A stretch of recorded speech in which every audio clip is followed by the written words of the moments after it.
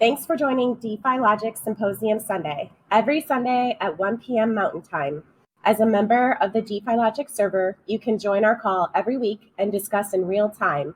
Link is in the description below. DeFi-Logic is the crypto think tank for better decisions. In today's community call, we'll redose reports from the previous week, starting with the blockchain revolution in AAA gaming SHRAPNEL for NiFTy Tuesday, then a closer look at the automated Unibot ecosystem for MMA Monday, WWF Wednesday, and Token Audit Thursday, the SEC and the changing landscape of digital currency oversight for FA Friday, and finally, SPX and DXY for stock and legacy market Saturday.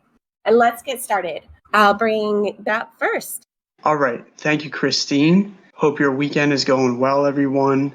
As Christine said, we covered a pretty well-known project. You might have seen clips of this project floating around.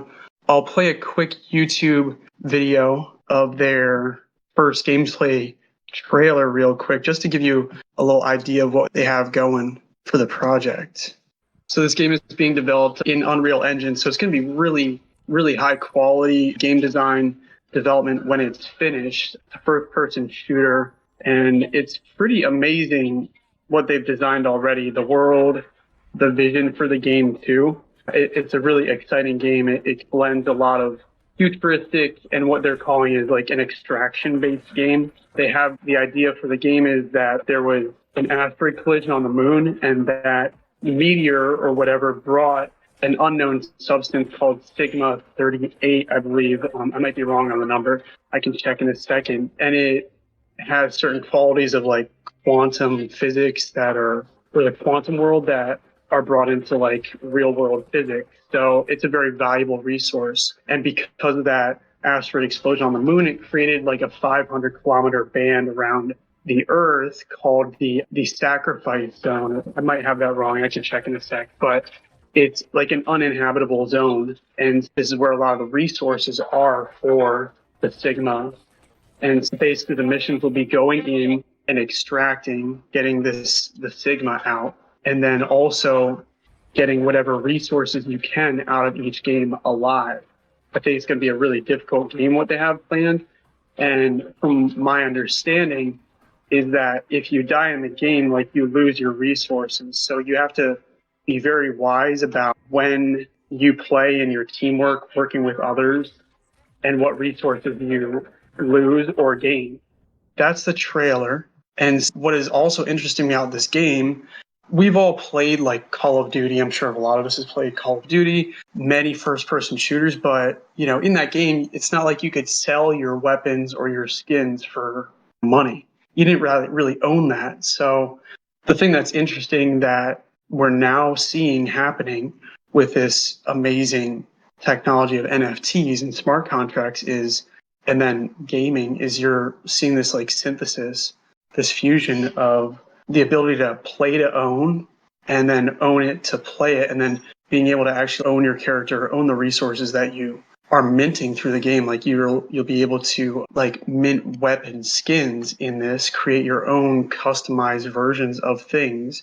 There's still not a lot of details out about specifics because the game is still being developed. It's going to be released, from what they said, in early or maybe even late 2023 this year. But there's, not too much specific information out. They have had a seed round of $10.5 million, which is pretty huge, from Polychain Capital, Forte, for their legitimate game design company, development company, Neon, which is based in Seattle. So some of the things that we look for in NFTs and any project, honestly, is like legitimacy. These are people who have actually developed Call of Duty. They worked on Halo 3. These are the people who actually built the games and the franchises that are so massive industry leaders. And now they've been wanting to do this since 2000, build an NFT game. Like Howard Stark said, I'm limited by the technology of my time. So the technology is finally catching up to where they're able to implement a lot of these really interesting things where you can play it, you can build it, discover new things within the game, and expand the actual game. So you'll actually have a role in creating the direction, the storyline of this game, creating maps, voting on maps, voting on skins. And honestly, the sky is the limit with something like this because they went really futuristic with this game. And I just think it's a really playing games. I was big in a Battlefield, and that was one of my favorite games. And I think me and Pepe, we were talking about this. The whole reason Vitalik started Ethereum was because he got pissed off that he couldn't get his World of Warcraft gear or something to transfer over. I'm not exactly sure how it happened, the details on that, but he said, I'm going to create my own blockchain. Now, he didn't really exactly create a blockchain that can support that kind of level of gaming because it's so expensive transaction-wise, which is interesting because Shrapnel originally, they minted their operator NFTs on Ethereum. You can buy them on Ethereum on OpenSea. They're about $200 right now. We're going to be getting more into the NFTs for this project next week. It's such a big project. We're breaking it up into probably 4 sections, but they decided to move to Avalanche to build this, which is pretty huge testament to the legitimacy and the technical ability that the platform of Avalanche can do. And so I think if we're seeing industry leaders choosing to build on Avalanche, that's a pretty sure sign that most gaming companies are going to be moving in this direction too and building on Avalanche. So yeah, it's high stakes, multi-stage session events that encourage risk-taking and reward skill. Style, you have timed missions and try and get out alive, while extracting as much as you can. Gear and crafting, be able to craft different pieces of gear and customize and optimize your loadouts like any first-person shooter. And then you have all these different classes: assault, infosec, survivalist, with each of their own skills and abilities. So yeah, I think it's really interesting. Now, we talked about like the benefits of this, and they do have NFTs, but I was talking in their project. Now, the thing that you want in an NFT is you want exclusive rights to something. If you're getting an NFT, I would think that would be your ticket to play the game, okay? And to be able to craft skins, vote on games, and do all this really interesting stuff, to have that actual ownership and to actually play the game. But I was talking with some of the mods in the Discord for Shrapnel, and they said it's going to be a free-to-play game. And so I just did a double take, and I was like, they have all this amazing stuff going on. Why are they trying to it would seem to me that making it just free to play, you don't even need to buy an NFT to actually play the game. That sounds counterintuitive to actually providing value to the 10,000 people that actually already bought operator NFTs, give or take a few thousand, because I'm sure some people bought more than one, or you know how it goes. But yeah, so I mean, you get exclusive access, early access by owning an operator NFT, but he said that you don't actually need an NFT to play the game. So I would hope that they're finding ways to maybe make a portion of the game free to play and actually have like real access to play the full game, specialized missions, actually do any voting, map ownership, optimization. Like, you don't just want to make a game, especially a AAA game, like you don't just make Call of Duty free to play for everybody. You still have to buy the game, and that's what provides value. And this exclusivity thing, if even with Call of Duty, it's not an NFT game, but you buy the game and you get access to the community. You can play with your boys or your girls, whatever. You can play with your friends, and that's the whole point of that limited of ownership. And I would think that the NFT was like the key to open the door for this game and to own something special. I hope they're going to reward their original supporters and investors in the project. Not that they needed the money, because 10.5 million is still quite a good amount of money to develop a project. It's a AAA project. So that costs a lot of money. It's a lot of time too. They've been developing this for 3+ years now. So, and Pepe and I talked about this. They didn't drop the NFTs before the project had launched. They had already been building it. So it doesn't seem like it's a money grab. I really hope that the NFTs, the operators are going to be something really special and are going to provide value to their owners in a way that you wouldn't necessarily be able to get from the free-to-play game. Because in the end, everybody wants to be involved in something special, exclusive, and I just would hope that they wouldn't water down their own project by making it so widely available. And I was talking with one of the mods in there. They can always add more operators. They can always add more seasons. If they're worried about not having enough people being able to play it, that wouldn't be my biggest worry if I was developing this game. But I'm not an industry-leading developer. So that's just like one minor orange flag. This project was like a purple ultraviolet Pepe, synthwave Pepe. Before a definite buy, like you'll want to be watching it. You still want to be watching this project, honestly, because they're doing pretty groundbreaking stuff. And I mean, their marketing's amazing. They got a great team. They're competent. I think they can do this. We still don't know a lot of information. So I may be worrying about things that I don't even need to be worrying about, but that's why we look into these projects. That's why we take deeper looks, and fools rush in. And we're still going to be watching this project. We're going to do a recap after it is launched, whenever that is. And we're definitely going to make sure this is one that we are keeping an eye on. So I guess that's all for now. Yeah, Sloth and Trill are chatting, and they're saying the free-to-play is the way to go now. They're having a little chat over here on the side. But the SHRAPNEL, they do a lot of challenges inside their Discord as well for their community to create designs. So I know that they're very heavy on that as well, which is nice to see. Yeah, very community oriented. They've been doing this insignia challenge where you can create and design. Pretty easy to try and create one. Their whole thing is giving you the tools to be able to create and customize. So yeah, the NFTs. I guess if you're selling an NFT, you just want to make sure you're marketing it in the right way so that you're saying, hey, this isn't your membership of entry. This is for exclusive early access to and possible skins like a DLC pack, things like that. You don't need it to enter the game, which is nice. I still like the idea of, hey, the NFT is $200, or even if it's $20, like I still got to buy the game to play it. And I'm cool with supporting a project when paying that ticket to play the game. But times are changing, especially with something that you're going to be able to extract value out of. I don't know how they're going to do it. They're going to be creating a SHRAP token.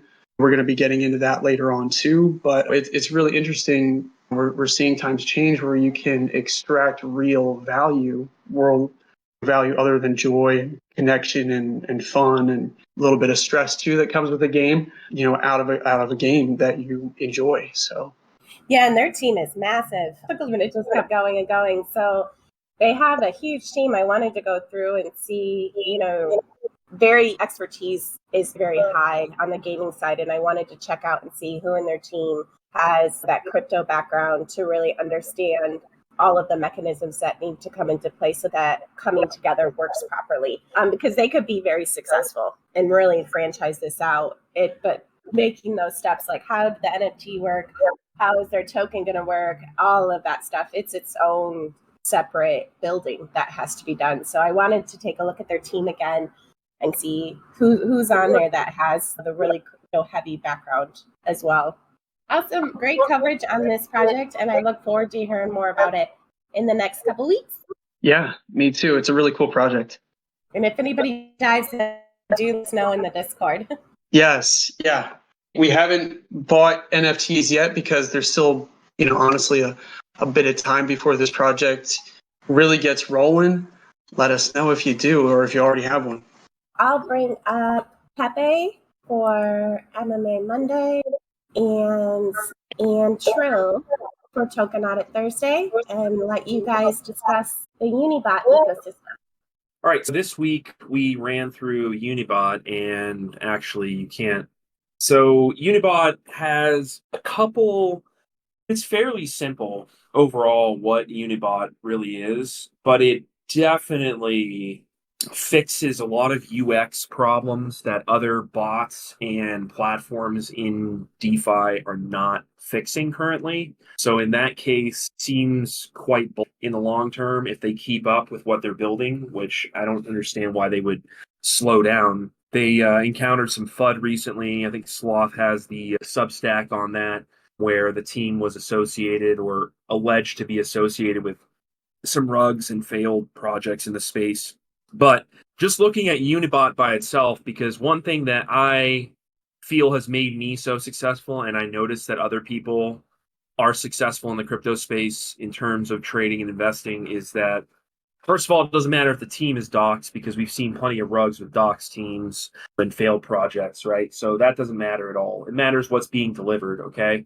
And even if these guys are associated with rugs and other problems in the past, okay, as developers, I probably wouldn't hire them, but you got to look at the product that they have available for you. And something like this interface, and I'll just show you my personal. So you can see here, the reason that you couldn't see it on the other one is because it wasn't connected, but I'm connected here with my Unibot, what's it called, through the Telegram app. So what happens is, here you can see it's not connected. And basically what happens is a special link is provided with the Unibot Sniper bot to access the web app, right? So you go to Telegram. I'm not going to do that right now, but you go to Telegram and you basically set up an account through Telegram. And with that account, you can link to this dApp, right? You don't have to use this dApp, but I haven't used this dApp yet myself, but just looking at the functionality and things like that, let's see what we got. You can see that there's deployers on the left. The UI is incredible, honestly. So deploys, you have gains, you have snipes, right? So you can track all of those things just from this simple user interface. And then the big thing that I like about this is the limit orders. And right now, just because there's not a lot going on, I haven't traded with my account, but I've seen other people using it and things like that. So I can say that this is it's definitely needed in the space. Personally, when I am buying crypto in a market that's a little bit more fluid than this one, I DCA using Coinbase and then I send it to my account, right? With that type of functionality available on Coinbase and other centralized exchanges, I know 1inch has that capability, but 1inch does not have the user interface that makes Unibot so special, we could say, and differentiates itself very clearly from the rest of the marketplace. And limit orders are something that anyone that's in crypto knows that, right? Whether you want to set a limit order, okay, I think I do the TA on this or whatever my strategy is, and I'm like, okay, I think it's going to come back down to this range. Okay, so you can front run it a little bit, and you can put your buy-in at 54 or something like that, $54 on Unibot, and snipe that when it comes down to that level. And you don't even have to be at your computer to do that. So I think something like Unibot, if this one isn't successful in the long term, but I don't see how that's going to be, like, this is just going to go away at currently 66 million market cap. I don't see how this is going to go away. It's got a trading volume almost $2 million in the last 24 hours. So yeah, the functionality is very simple, but when you really understand how, the UX, like we talked about many times, the UX in crypto is garbage, right? And that's why a lot of people don't use it. And that's also, it's a hang up for people that are in crypto and we're immersed in it. I mean, there's been plenty of times that I've missed out on trades that I would have taken because there was no functionality for limit orders, or there's no functionality on Telegram where I can buy and sell as well, because that's integrated with the same wallet. So the wallets that you have on the Telegram bots that you can be trading mobile with when you're AFK from your desktop or your laptop, whatever, at the bar or at a restaurant or hanging out with friends, whatever. You get the alerts, because that's another functionality that Unibot has. You could set alerts and be tracking for significant price action changes, just like you can on centralized exchanges. And you can do that on Dex Screener and other apps like that. But the thing is, right, again, Unibot is solving a UX issue that is a serious problem all over the crypto space.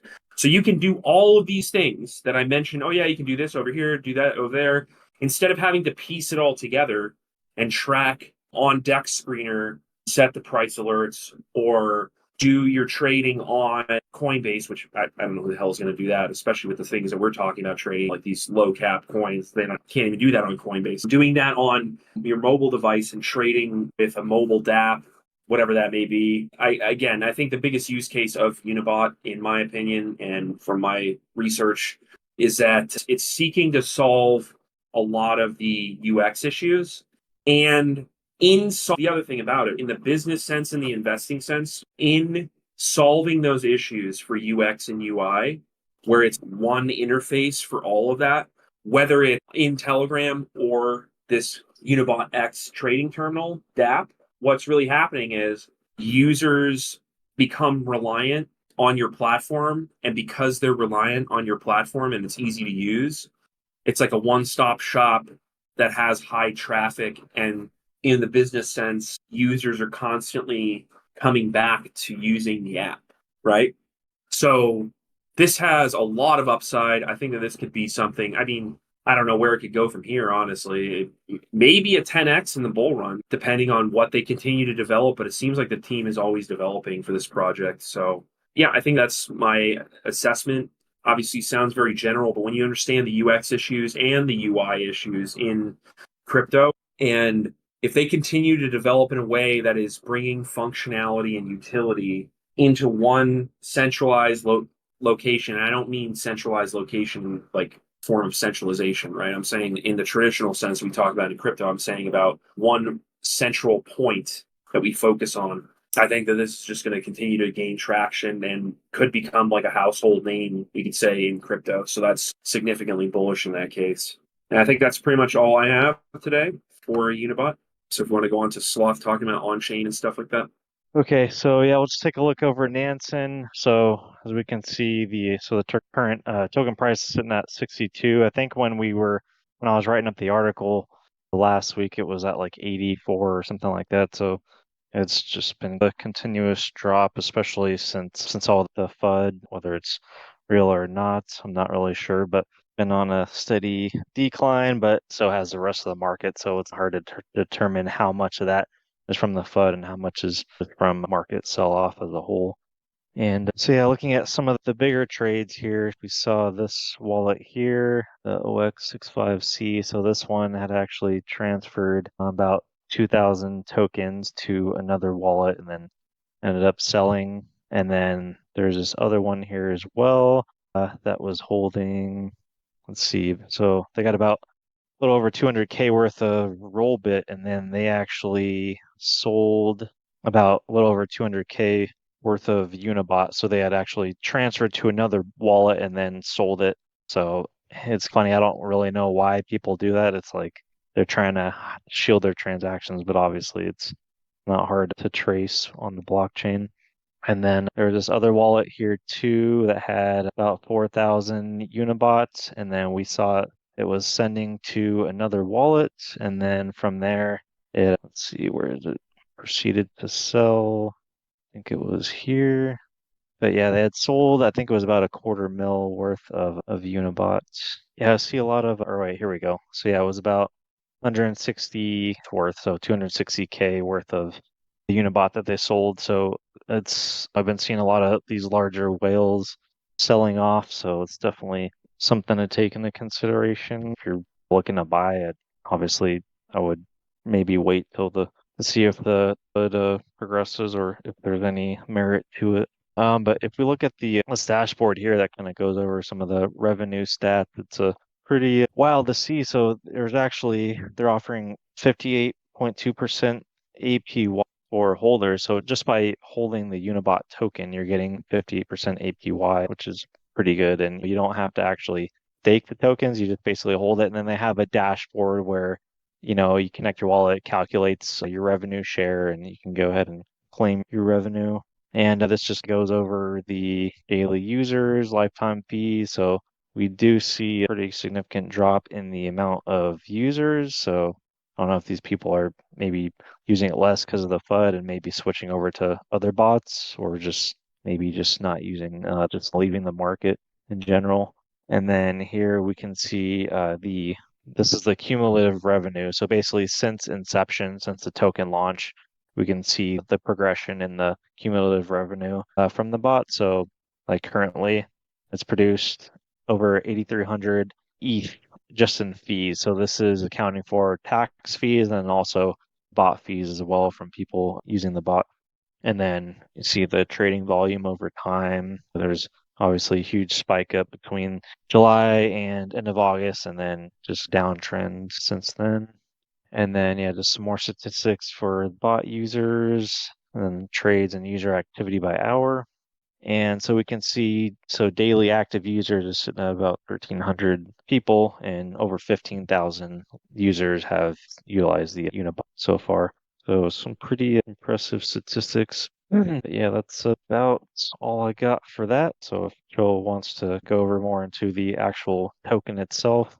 Yeah, I'll go into the token. Pepe touched on most of what's going on, and you already went over the analytics because it is a trading. I'll screen and also go over some of the features and I guess explain some of the features that platform does have.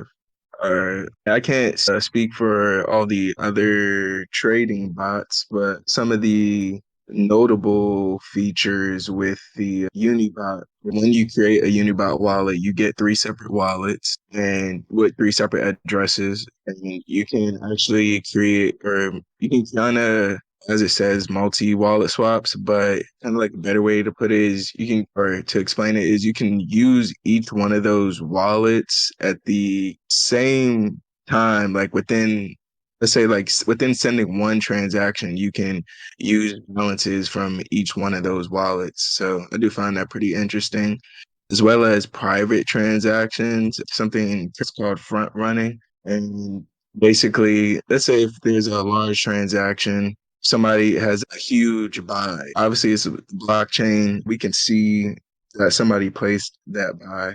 Somebody might have some type of alert set to be notified when somebody's placing a buy order of a certain amount.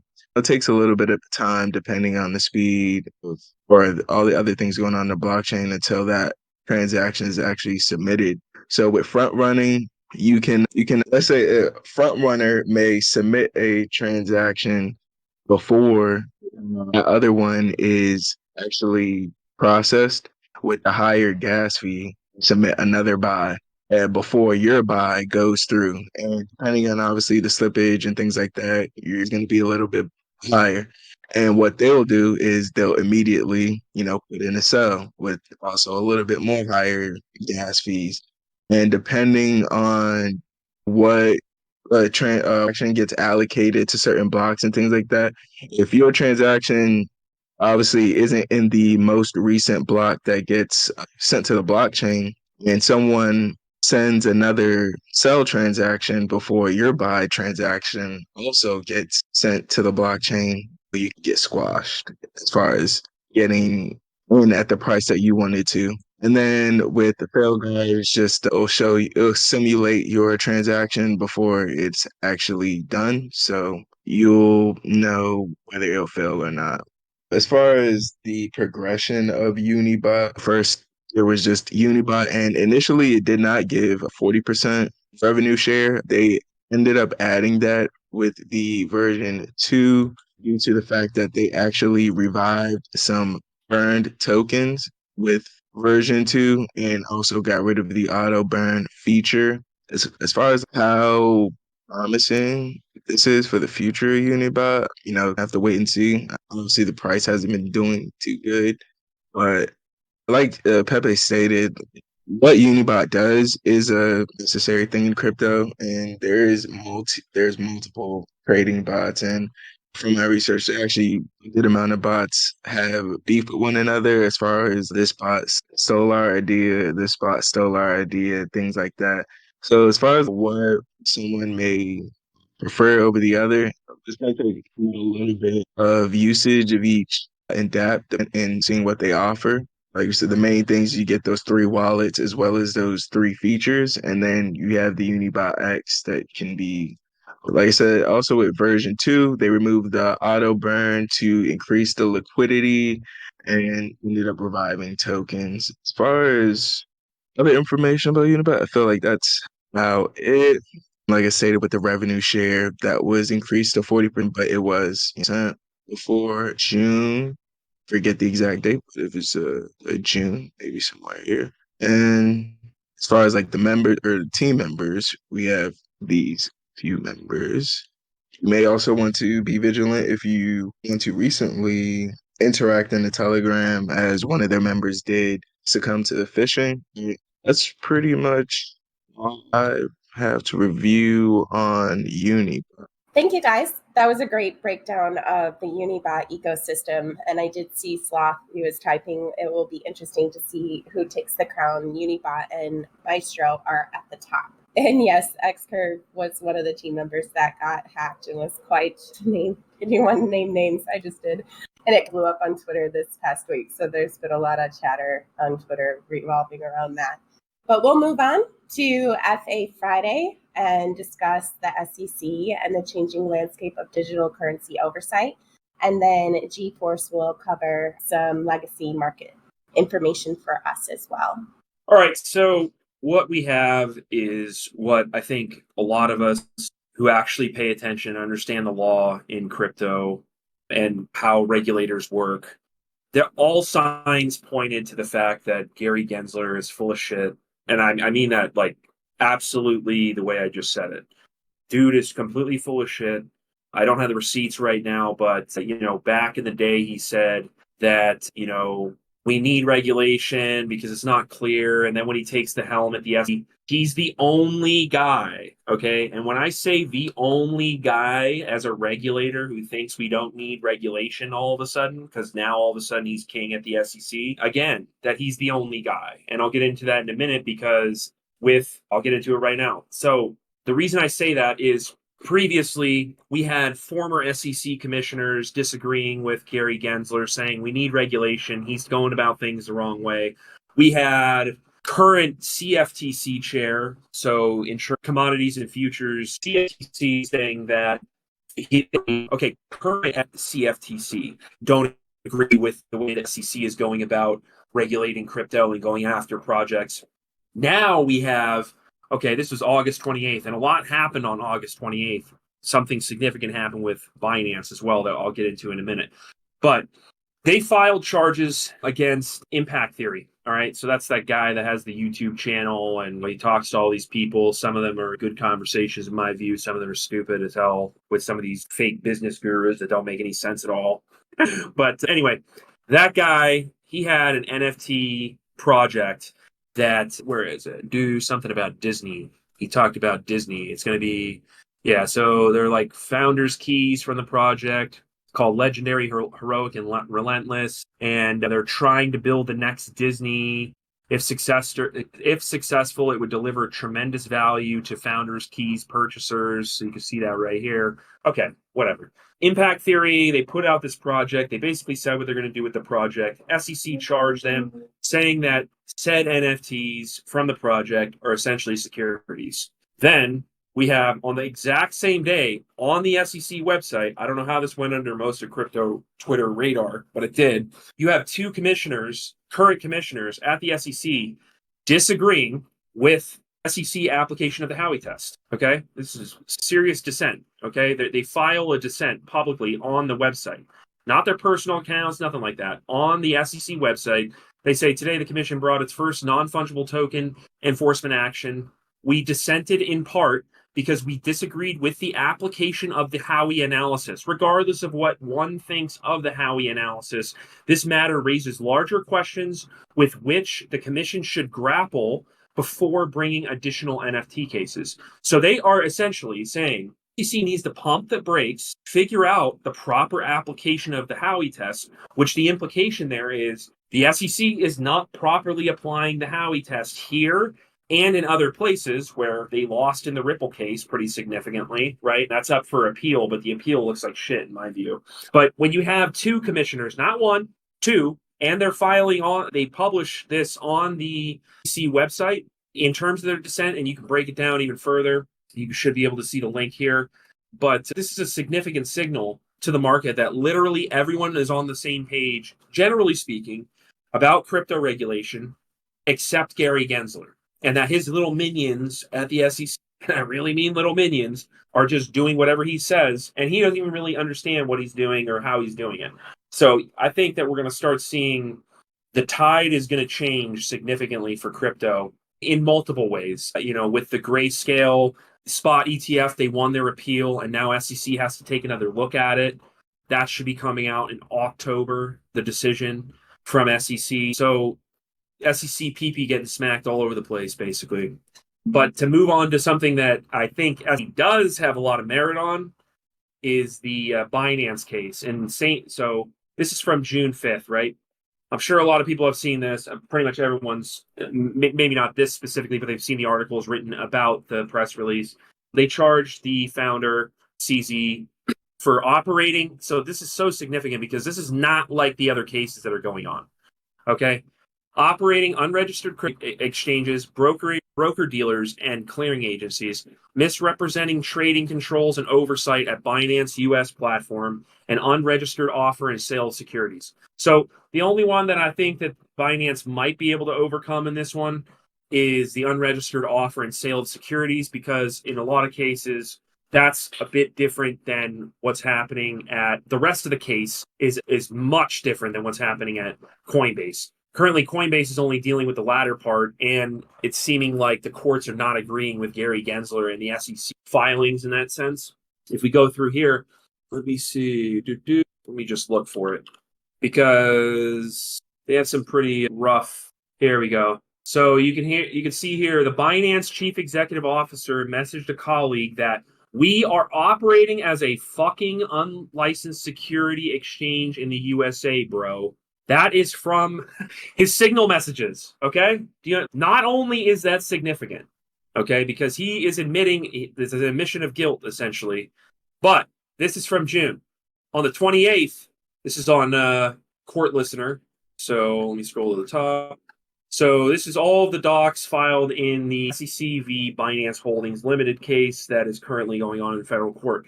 As of the 28th of August, they filed a sealed motion for leave, which means that basically the court for leave is essentially, in my understanding, document is filed or the motion is filed in a way that it's leaving the public court. Basically, it's in the court, but it's essentially private right now. You can see that it's sealed here on Pacer, so only people that have authorization to see that document can actually see it on Pacer. The only thing that we know is this right here. And I can tell you, I don't know what's in it. No one knows what's in it, except for the people that know what's in it because they have access to the sealed document. But I can tell you that having 31 exhibits in a sealed case filing, in a case where the guy's we are operating as a fucking unlicensed security exchange in the USA, bro. There's basically, Bambrosia says QAnon knows. Yeah, I'll bet they think they do. But anyway, that was good. So the only reason that I can think of why they would be filing this in court, and I could be wrong, there could be another reason, but the main reason that I would think that they do this, from my understanding of the justice system, is that they are filing something with the court in these exhibits. Most likely, they're associated with criminal acts. So that means that they have not unsealed this yet, because I suspect Department of Justice is going to start dropping some bad news for CZ and potentially other people. Who knows who's involved? I see a lot of stuff that's unsubstantiated on Twitter right now, crypto Twitter, for Binance, saying that CZ is selling customer holdings of Bitcoin to pump B. I don't know if that's true. I don't even know how you would find that information. That sounds like super speculation to me. Maybe somebody that has more knowledge in the on-chain realm of things. I know a little bit, but not enough to be able to track something like that.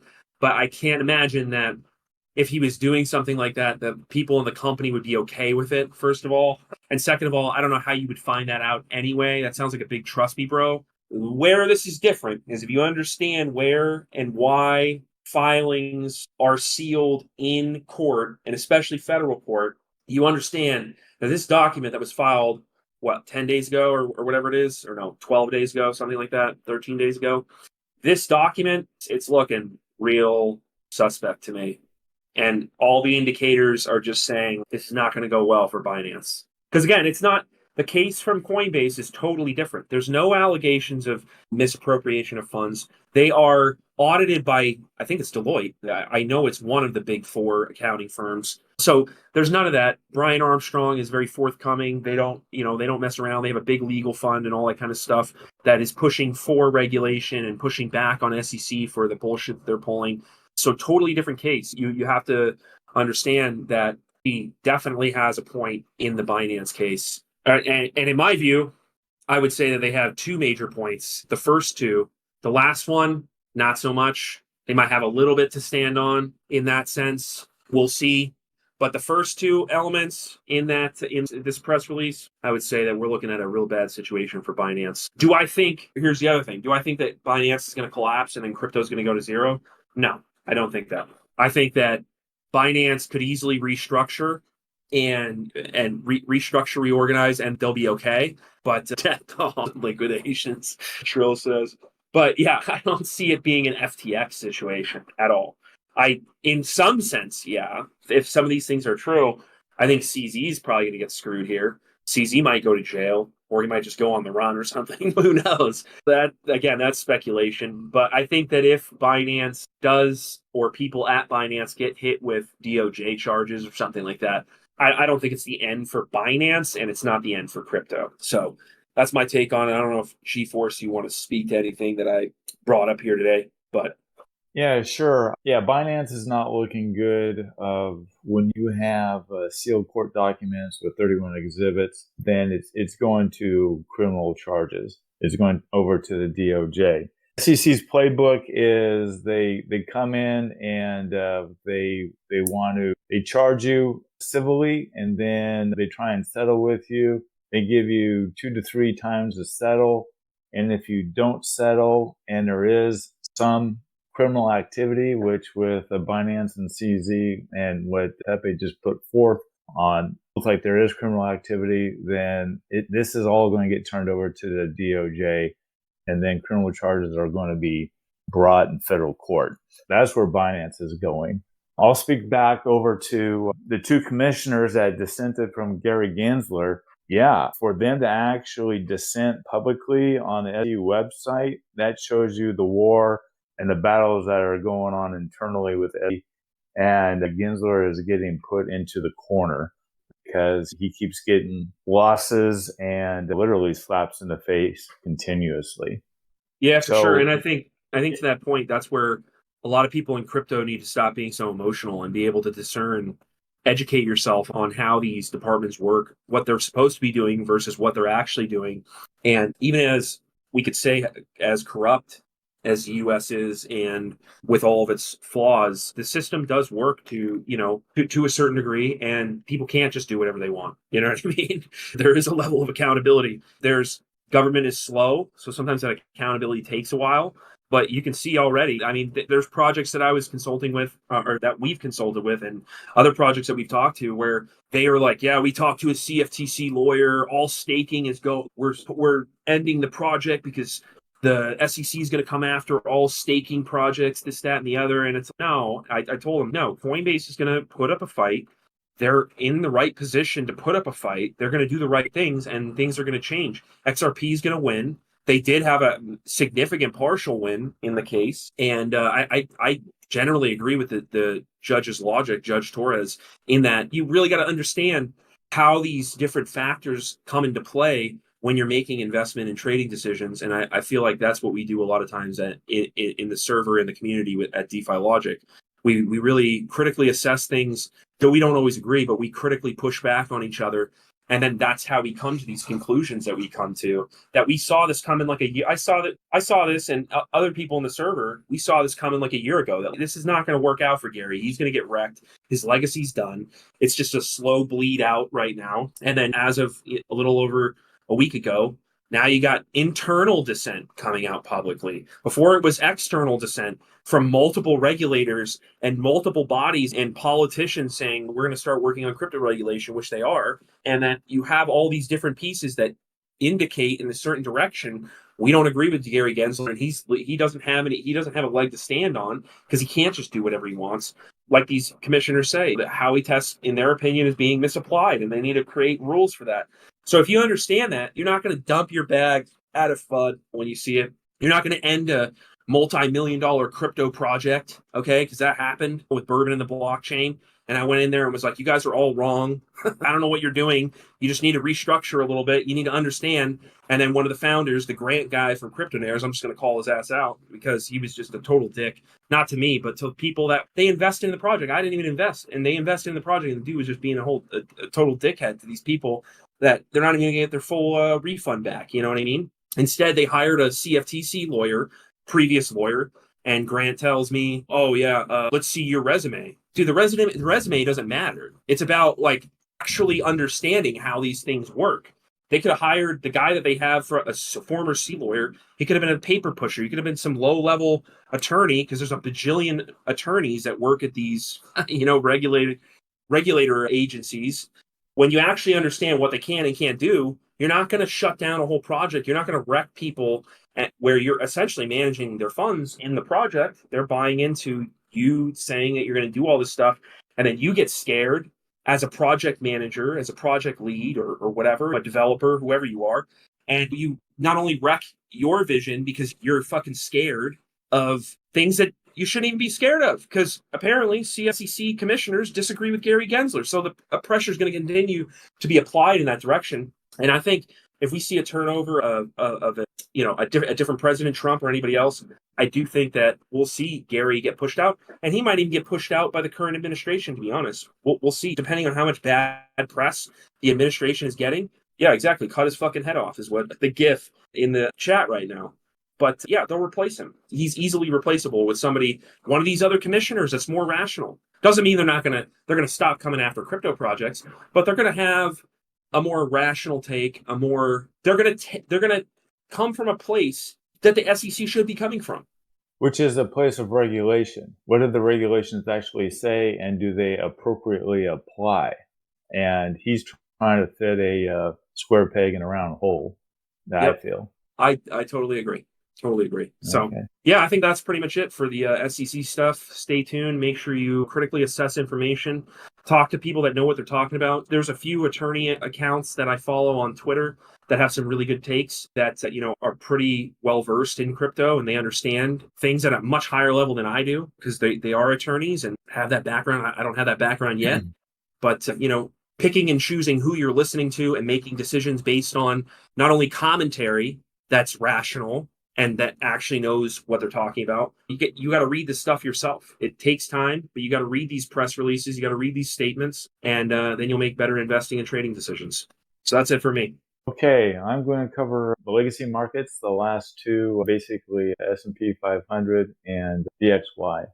So this is the S&P 500. It's a daily chart. I always do a daily chart, as you guys know, and hopefully know by now. So the S&P 500 this last week dropped. They tried to reach the 2x Bollinger Band, but dropped. I just drew this line here, 4,500, so that you guys could see just in context where that 4,500 mark is for the S&P 500.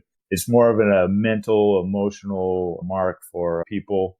And you can see that it popped over it last week, tried to hit that 2x band, and then dropped back down. And it dropped back down to what? It dropped back down to the standard deviation. And that standard deviation was exactly 444. And then it started to try to move back up. This long support line, this blue line, I've had all the way back to May, and it's starting to form a triangle. If you look at that 4,500 mark, and then the upward movement of the blue line, which is my support line way back in May, is starting to form a triangle. So we'll see what happens. Things are sideways right now. You see the two upper bands are sideways. The standard deviation line is sideways. The lower bands are sideways. Well, it's like the crypto market right now. Everything is sideways. Bitcoin, ETH, a lot of things are going sideways. And so the legacy markets are going sideways as well. I'm going to switch over to the dollar index. The dollar index just keeps pumping. You can see I had some arrows here and an arrow here pointing upward. The yellow line was to the top that it had back in May. It hit the top. There was a double top in the end of May and in June. And then now we've just blown through that. We keep going up. We had a pullback a little bit after the BRICS announcement. And what did it do? It went back to that standard deviation line. It touched it on a Wednesday, the August 30th. And then on the 31st, it just popped back up, and it's run up ever since. The reasons for that is that there's news. China and Saudi Arabia, which is now a BRICS member, they are all selling U.S. bonds like crazy, hundreds of billions. So when you sell a U.S. bond, what do? You get U.S. dollars. And so this dollar index just keeps going up higher and higher.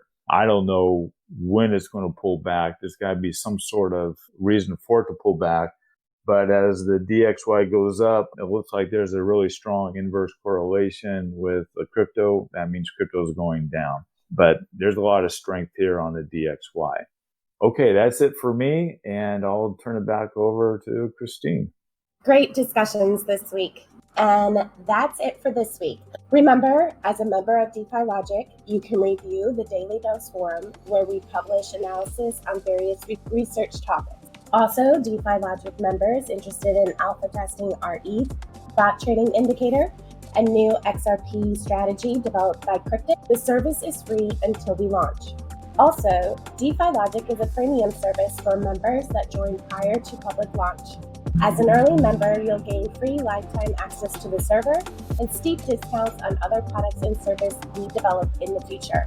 Thanks for joining, and we'll see you at 1 p.m. Mountain Time next week. GN friends, join us next week in Discord for Symposium Sunday at DeFiLogic.com.